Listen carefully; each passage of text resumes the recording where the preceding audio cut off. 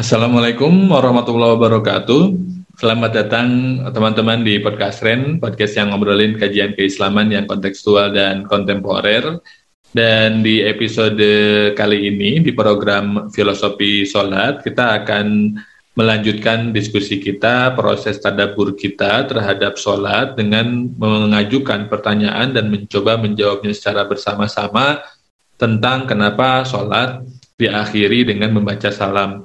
Kalau kita lihat definisi operasional dari sholat dalam kitab-kitab fikih, kita akan mendapati sholat sebagai sekumpulan ucapan, perbuatan yang diawali dengan takbiratul ihram dan diakhiri dengan membaca salam ke kanan, yang salamnya tersebut secara spesifik diatur dengan kalimat Assalamualaikum warahmatullahi, yang secara harfiah semoga keselamatan alaikum atas engkau semua. Kum dalam hal ini posisinya plural atau jamak, sehingga dapat kita artikan bagi siapapun terlepas dari suku, gender, agama, dan apapun doa tersebut. Kemudian warahmatullah, dan semoga kasih sayang Allah juga melingkupi engkau semua. Tidak hanya doa untuk keselamatan, tapi juga doa agar Allah memberikan atau menaungi siapapun dengan kasih sayangnya yang sifatnya Rahman dan Rahim, luas tapi dangkal, sempit atau sempit tapi dalam. Nah, kenapa kemudian balik lagi sholat diakhiri dengan salam? Pertama, menurut saya karena salam ini sebagai misi yang Allah titipkan kepada kita selepas kita bermuwajahah dengannya dalam sholat. Dan kenapa salam dipilih? Karena dia adalah inti dari Islam. Jadi ada dua, ada salam sebagai inti dari Islam, bahwa kalau kita berislam, berislam secara kafah, maka kita juga punya kewajiban untuk memastikan orang lain merasakan indikator salam di dalam keberislaman kita.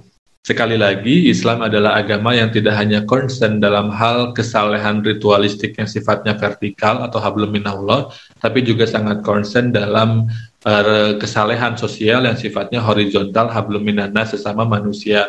Itu sebabnya kan Rasulullah ketika ditanyakan tujuan kenapa beliau diutus adalah liutam mimma makarimal akhlak, untuk menyempurnakan akhlak-akhlak yang mulia. Akhlak yang mulia salah satunya adalah kesediaan, kemauan, komitmen untuk menghadirkan salam, menghadirkan perdamaian, kedamaian, keselamatan, dan kemarin juga berhubungan soal keamanan.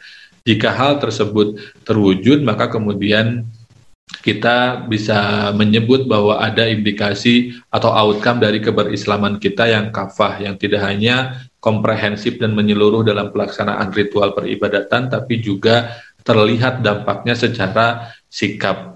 Maka kalau misalkan setelah sholat kita masih tidak mampu untuk memberikan keselamatan, kedamaian, perdamaian kepada siapapun, maka berarti jangan-jangan sholat kita belum lengkap, atau jangan-jangan kita tidak menyadari bahwa ada misi besar yang harus kita laksanakan di antara sholat sebagai ritual, yaitu misi untuk dalam konteks salam adalah menghadirkan perdamaian, kedamaian, dan keselamatan.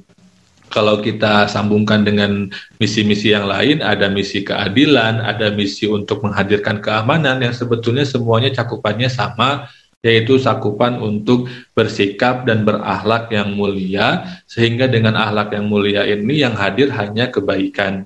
Kalau kita tarik lebih jauh lagi kepada definisi sholat sebagai khairu maudu'in, atau kebaikan dan semesta, di mana kebaikan-kebaikan tersebut ada terkandung di dalamnya, maka setelah sholat yang kita hadirkan adalah kebaikan semata. Kalau setelah sholat masih ada kejahatan, ketidakbaikan yang kita lakukan, maka bisa jadi ada nilai salat yang kita rusak, kita langgar, kita lampaui batasnya, atau jangan-jangan kita tidak menyadari koneksi antara sholat dengan akhlakul karimah, terkait terutama dalam konteks ini menjalankan misi-misi yang Allah titipkan kepada kita setelah kita bertatap muka dengan Allah melalui sholat. Dalam konteks salam, sekali lagi adalah menghadirkan perdamaian, keselamatan, dan kedamaian.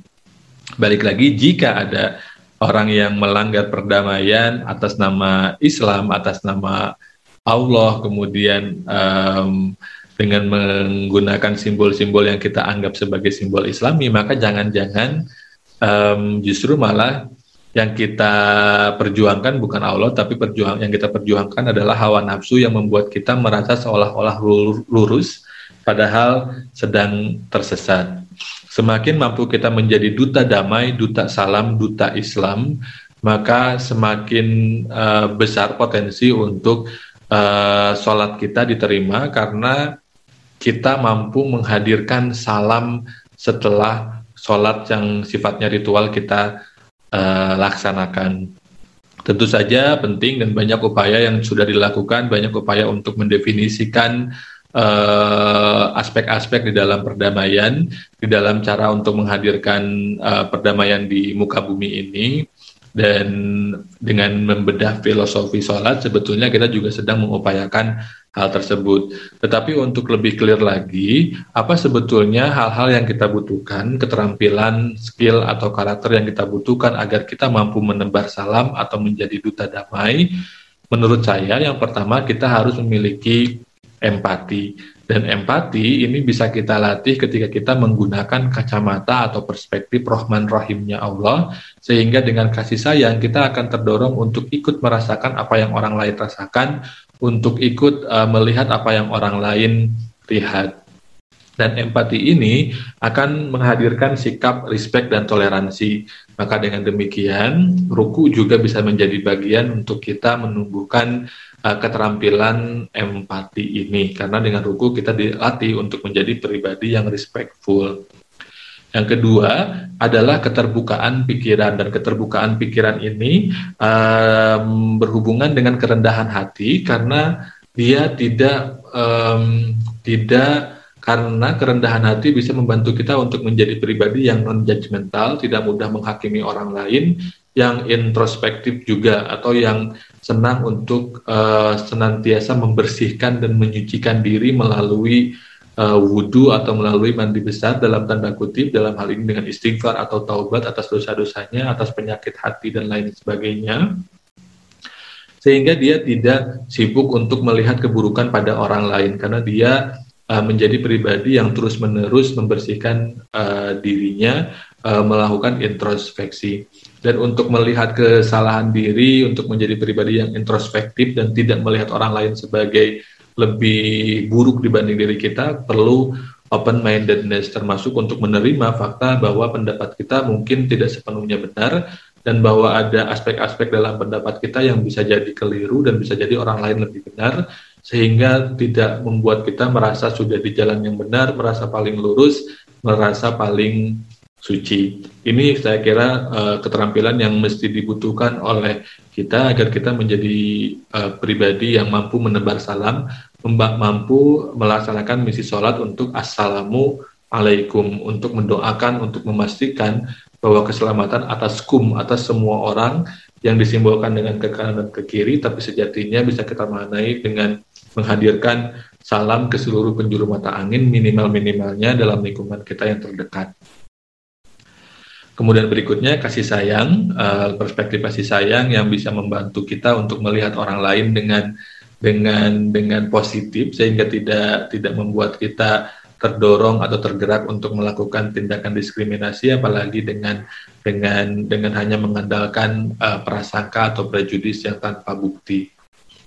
Dan yang terakhir adalah kontrol diri, dan ini berbicara sekali lagi soal ihram sholat, soal bagaimana sholat mengajarkan kita untuk tidak merasa kecuali merasakan sesuatu yang benar, tidak berucap kecuali berucap yang baik, kemudian tidak berbuat kecuali berbuat yang baik juga. Nah, proses kita untuk mendisiplinkan diri kita agar tetap berada di dalam batasan, berada di dalam ihram yang membuat kita menjadi bisa melaksanakan atau menghadirkan duta damai. Kontrol diri itulah yang kemudian kita perlukan.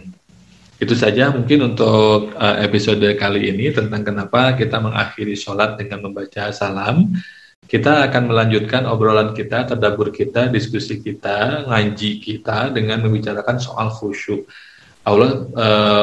Rasulullah pernah bilang bagaimana sholat itu berat kecuali bagi orang-orang yang khusyuk. Nah ini kenapa sih kok sampai muncul statement tersebut? Apa sebetulnya khusyuk dan bagaimana caranya kita untuk mengupayakan agar sholat kita menjadi khusyuk? Kita akan membicarakannya di episode mendatang. Terima kasih, semoga ada manfaatnya. Wassalamualaikum warahmatullahi wabarakatuh.